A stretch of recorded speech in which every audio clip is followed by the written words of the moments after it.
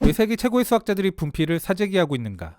미국의 그레이트 빅 스토리에서 제작한 이 짧은 다큐멘터리 영상은 유튜브에서 1850만회의 조회수를 기록합니다. 네로라 하는 세계적인 수학자들이 등장하는 이 영상은 세계 최고 품질의 분필 브랜드인 하고로모에 관한 영상.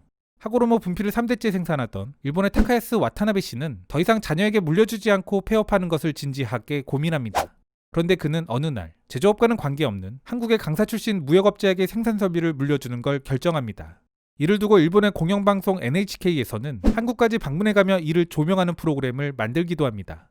와타나베 씨는 주변의 생산업자들로부터 국가를 배신한 사람이라는 소리까지 듣게 되는데요. 그럼에도 불구하고 그는 거의 무상으로 기계를 물려주고 생산 노하우까지 전수해줬습니다.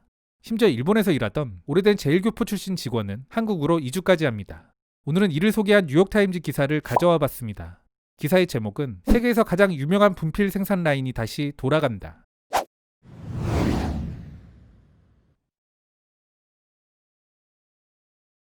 밝은 흰색의 막대기가 세월이 묻어나는 기계가 내는 소리에 맞춰 하나씩 떨어진다. 여기에는 분필 브랜드 중 가장 유명한 이름인 하고로모 로고가 찍혀있다. 프로세스의 초기 단계는 식품 공장의 그것과 매우 유사하다. 회사 소유주가 레시피라 부르는 최초의 재료는 원래 빵 반죽용으로 만들어진 믹서기로 들어간다. 그 다음으로 들어가는 곳은 원래 우동면의 반죽을 위해 만들어진 기계다. 이 두꺼운 덩어리 속에는 탄산칼슘, 점토, 접착제 및 굴껍질이 들어있다. 이는 외부에 공개된 4가지 성분. 나머지 추가로 들어가는 3가지 재료는 비밀이다.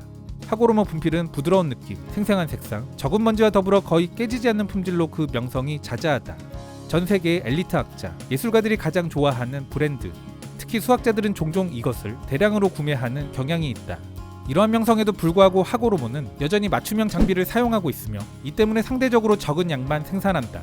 대화형 디스플레이가 칠판을 대체하는 이 하이테크 시대. 어찌 보면 이를 되돌아가는 듯한 느낌이다. 분필은 제2차 세계대전을 거치면서도 살아남았다. 그러나 거의 70년이 지난 후 분필을 처음 만든 회사는 이미 문을 닫았다. 최근에는 코로나가 교육 및 기타 활동들을 가상화함에 따라 매출이 더욱 타격받고 있기도 하다.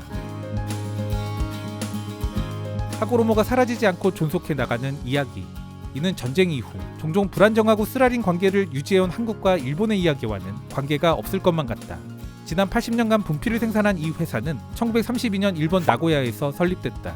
제2차 세계대전 공습으로 생산 건물이 소실된 후 회사는 재건되었고 1947년에 하고로모 분구라는 이름으로 분필 제조를 재개하게 된다.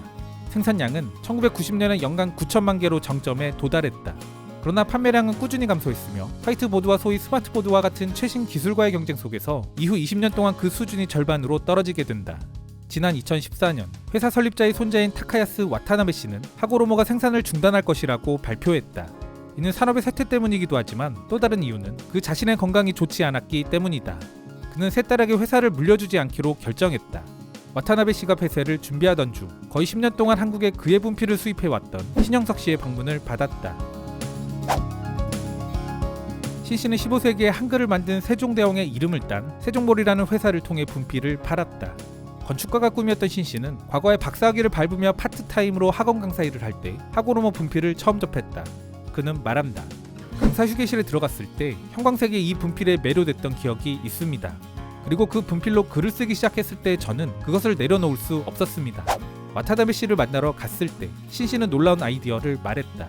제조 경험이라고는 전혀 없는 강사이자 수입업자인 그가 한국에서 분필을 생산하겠다고 말한 것이다. 당시 와타나베 씨는 웃고 말았다. 하지만 신 씨는 포기하지 않았다. 저는 언젠가 사라질 것들이 세상에 많지만 최고 품질의 것들은 가장 마지막이어야 한다고 그에게 말했습니다. 결국 와타나베 씨는 그를 다시 찾게 된다. 그리고 거의 아무런 비용을 받지 않고 기계를 신 씨에게 물려주었다. 공장에서 분필을 생산했던 핵심 직원은 한국으로 이주했다.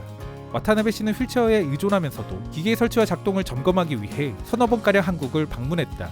그는 지난 7월에 사망한다. 이제 하고로모 분필은 2015년부터 북한과의 국경에서 20마일 정도 떨어진 고속도로 인근에 있는 건물에서 생산이 재개됐다. 금속에는 녹자국이 있고 구식의 고무 각인기를 사용하는 로고 스탬퍼를 갖춘 기계. 이 작은 공장의 많은 기계들은 현대 생산 라인의 것이라기보다는 박물관에 전시되는 게 어울릴 것만 같다. 조립 라인의 끝에서 분필은 12열로 분류된 다음 작업자에 의해 하고로모 풀터치 초크라는 이름의 상자에 담긴다. 이 상자는 세계 최고의 품질을 증명한다. 72개의 흰색 조각 한 상자가 $11에 판매된다. 와타나베 씨는 좋은 기술을 한국으로 이전하려 한다며 동료들에게 많은 비난을 받았으며 그들은 와타나베 씨를 배신자로 불렀다. 일본 분필협회는 신씨가 열등하고 값싼 제품을 생산해 이를 일본에 역수출할 것이라고 경고했다. 이는 결국 일본 국내 업체들의 경쟁력도 약화시키는 결과를 가져올 것이라며 공식적인 우려를 표명했다. 도올 김용옥 선생, 설민석 역사 강사. 신영석 씨는 과거 한국 언론과의 인터뷰에서 이들도 자신들의 분필을 쓴다고 밝히기도 했는데요. 특히 설민석 씨는 이제 메이드 인 재팬에서 메이드 인 코리아가 돼서 더 좋아했다는 일화를 소개하기도 했습니다. 신씨는 와타나베 씨가 이 비판에 대해 전혀 개의치 않았다고 회상한다. 그는 언젠가부터 와타나베 씨가 자신을 아들로 대하기 시작했다고 말한다. 신씨와 아버지의 통역을 맡은 와타나베 씨의 세 딸 중 둘째인 이와타 타카코 씨. 그녀는 그들의 유대감을 바로 옆에서 목격하면서 또 다른 소망이 있다는 것을 느꼈다. 아버지의 분필이 한일 간의 긴장 완화에 도움이 되기를 바랍니다. 적어도 그런 희망의 단초라도 됐으면 좋겠습니다.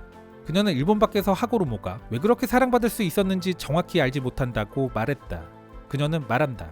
일본에 왔던 사람들이 계속해서 분필을 고국으로 가져갔을 겁니다. 아버지 역시 회사를 운영하고 있을 때 이 엄청난 팬층에 대해 알지 못했습니다. 그러나 회사가 문을 닫기로 결정한 후 마지막 달에 엄청나게 많은 양의 주문이 밀려들게 된다. 여기에는 10년 이상 쓸 수 있는 충분히 많은 양의 분필을 구매하기 희망하는 미국 교수들이 포함돼 있었다. 그때 그는 분필의 인기를 실감하게 된다.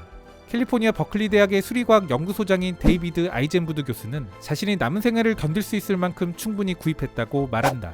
아이젠부드 박사는 미국에서 하고로모 분필의 인기를 이끈 핵심 인물이다. 그는 말한다. 분필은 분필일 뿐이라는 내 생각은 틀렸습니다. 하고로모는 매우 정교했습니다. 그는 언젠가 지인에게 분필을 미국으로 수입하도록 설득했다.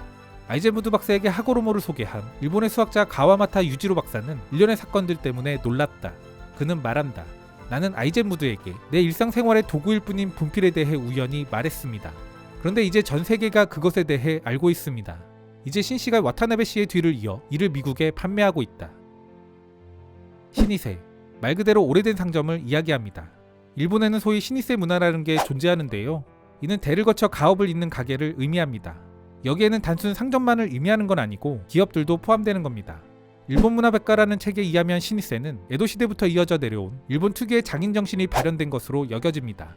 오늘 기사는 어찌 보면 사양산업에 들어간 분야의 기업을 한국인에게 물려준 것이 뭐가 대단한 것이냐 평가절하할 수도 있을 겁니다. 하지만 가업을 남에게 물려준다는 건 일본의 이러한 문화적 배경 아래에서는 쉬운 결정이 아닌 겁니다.